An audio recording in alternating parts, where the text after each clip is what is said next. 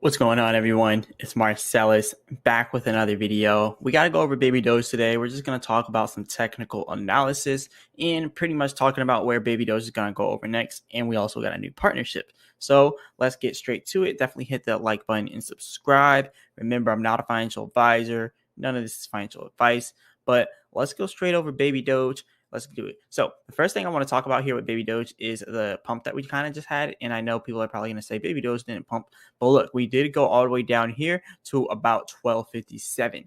And from that 1257 area here, you can see Babydoge then climbed all the way up here to a whole peak of about 1323. Right now we're at 1309. So Babydoge still has that potential to hit this resistance like I mentioned yesterday. So we broke that support like I also mentioned.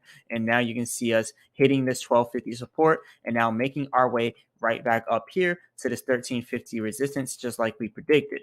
So now when Babydoge hits 1350 resistance, do you think Babydoge is going to pump or not? Let's talk about what it will do. So first thing is first. So look over here at the oscillator. You can see the buying that we're having right now. We are having some nice buying pressure. So that does indicate that we could break past this 1350 resistance. And you can also see over here, though, the 24-hour market control is in control by the bears by 60%. So we are 60% bearish here. Remember that. But we also have this supply and demand of less demand area here, which is pretty much our resistance. We have that area to pass, and then eventually we can get all the way up here to about 1524. So there is a possibility for Babydoge to rise, but really we do need the Babydoge swap to come out. You know, the actual version of the swap, the main net. We got the test net, but there are a lot of errors on the test net. We just need to get the main net out there. And then once we actually get the main net out there, I think Babydoge has a huge possibility of just pumping huge after that. So we really need to get the main net. So anyways, here is the test net. I've been talking about this on all my videos, but as you can see, the test net does have some errors here, but there's not many errors, to be honest. When you look over here, it does show insane amounts for total liquidity, which we know we don't have all that liquidity there.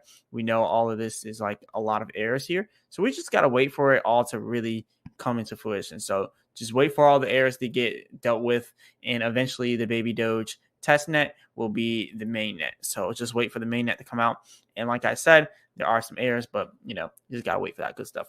But look, we got a lot of other stuff to talk about with Babydoge other than the errors on the test net, because obviously we don't have $3,253.18 trillion in liquidity. We don't have that much.